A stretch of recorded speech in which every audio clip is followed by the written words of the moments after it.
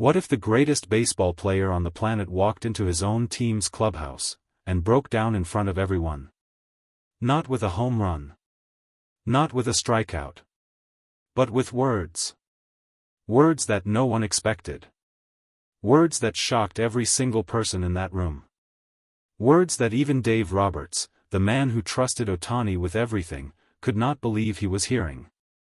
Because Shohei Ohtani, the $700 million man, the face of the Los Angeles Dodgers, the player who was supposed to carry this franchise to glory, had been hiding something. Something that had been quietly eating him alive from the inside. Something that explained every missed swing, every poor at-bat, every moment where fans looked at the screen and asked, "What is wrong with Ohtani?"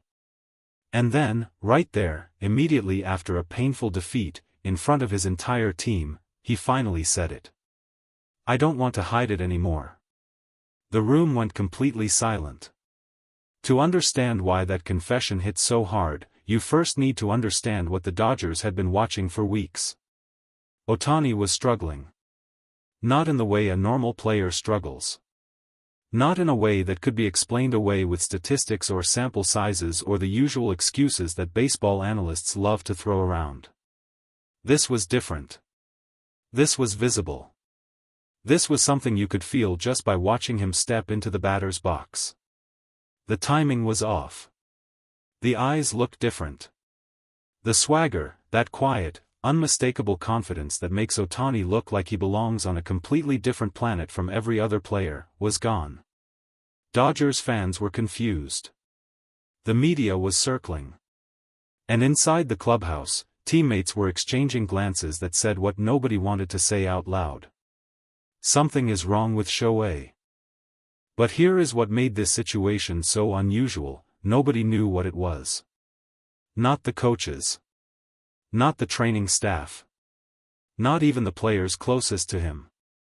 Because Ohtani, by nature, is not a man who shows weakness.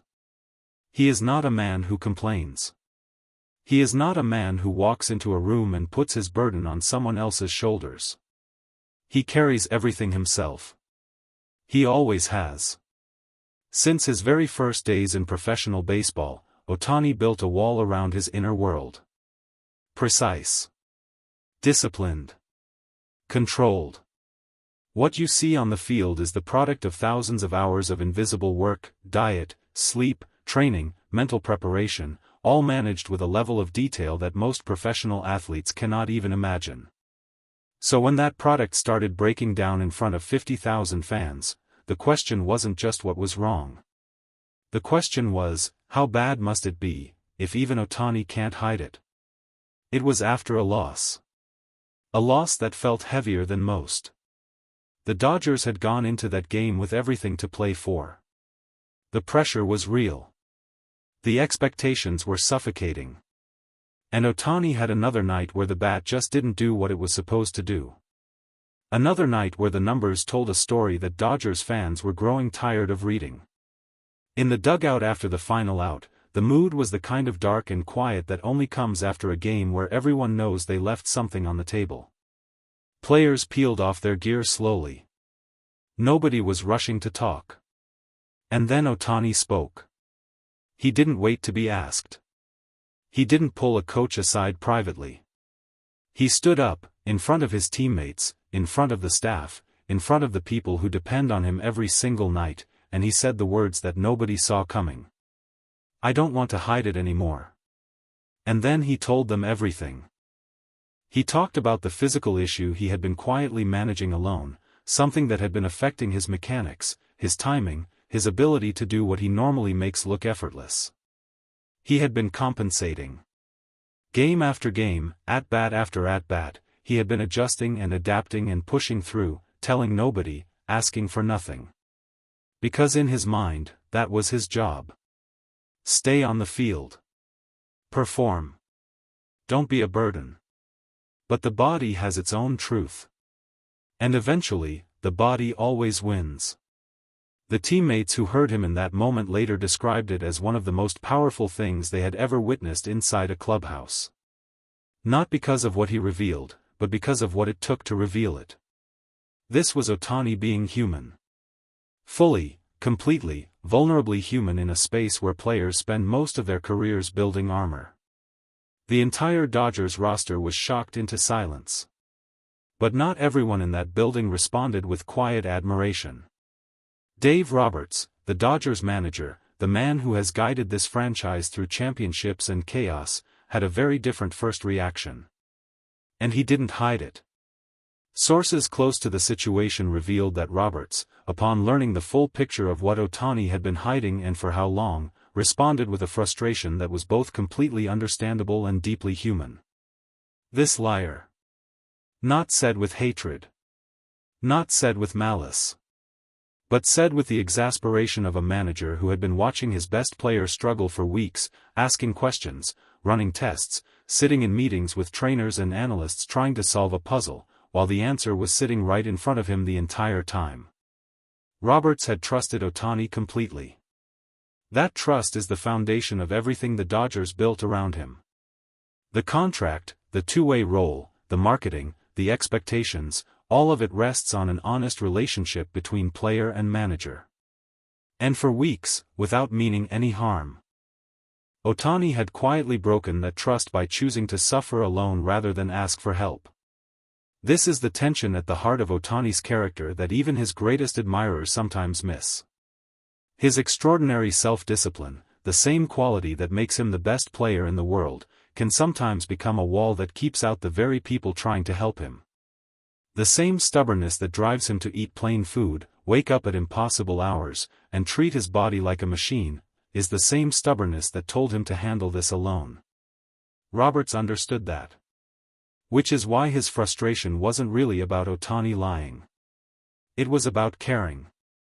It was the frustration of someone who wanted to help and wasn't given the chance. But the word landed. And it mattered. So what exactly was Ohtani hiding? The details that emerged painted a picture of a player who had been dealing with a physical complication, one that directly impacted his swing mechanics and his ability to generate the kind of rotational power that makes him so uniquely dangerous as a hitter. Anyone who watches baseball closely enough knows that Ohtani's swing is not just athleticism, it is engineering. Every movement is connected. His hip rotation, his shoulder turn, his hand path, his weight transfer, it all flows together in a sequence that is timed to the millisecond. When one part of that sequence is compromised, everything downstream is affected. That is what was happening. He had been compensating so naturally, so automatically, that even trained observers hadn't pinpointed the root cause. He was still making contact. He was still getting on base. But the explosion, the violence, the unmistakable Ohtani-ness of his best swings, it wasn't there. And he had known why. He had known for a while. But he kept showing up. He kept taking his at-bats. He kept doing his work in the cage before games, trying to find adjustments that would let him compete at the level everyone expected without having to say the words he eventually said. The moment he finally said them changed everything, not just for him, but for the team around him. Because when your best player finally tells the truth, it gives everyone else permission to do the same. There is something about the Dodgers uniform that carries a specific weight. It is not just a jersey.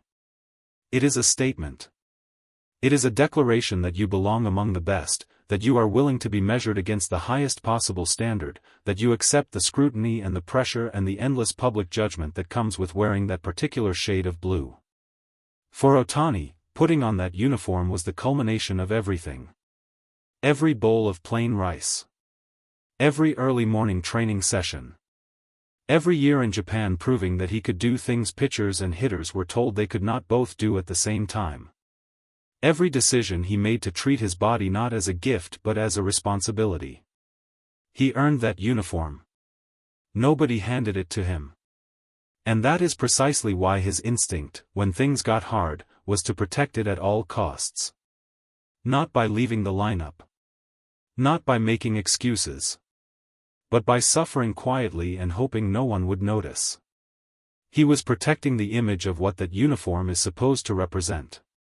But here is what he perhaps needed to learn, and what that clubhouse moment revealed: the uniform is not just about the performance. The Dodgers are not just buying his statistics. They are buying him. The whole person. The vulnerability and the greatness. The struggle and the triumph. When he said, "I don't want to hide it anymore," he wasn't admitting weakness. He was finally trusting the people around him enough to let them in. And that might be the most Ohtani thing he has ever done. The question now is what comes next. Because confessions like this don't exist in a vacuum. They create a before and an after. The Dodgers clubhouse that existed before Ohtani stood up and spoke is different from the one that exists now. The relationship between Roberts and Ohtani is different. The way teammates look at him is different. But most importantly, Ohtani himself is different. There is a freedom that comes from finally saying the thing you've been carrying alone. Athletes rarely talk about this. The culture of professional sports is built around toughness and silence and the performance of certainty. Admitting that something is wrong feels like giving the opponent ammunition. It feels like weakness in an environment that punishes weakness. But the athletes who reach true greatness, the ones who sustain it over years and decades, they eventually learn that real strength includes knowing when to ask for help. It includes trusting the people around you. It includes being human inside a profession that constantly tries to make you into a machine. Ohtani has always been extraordinary. That has never been in question.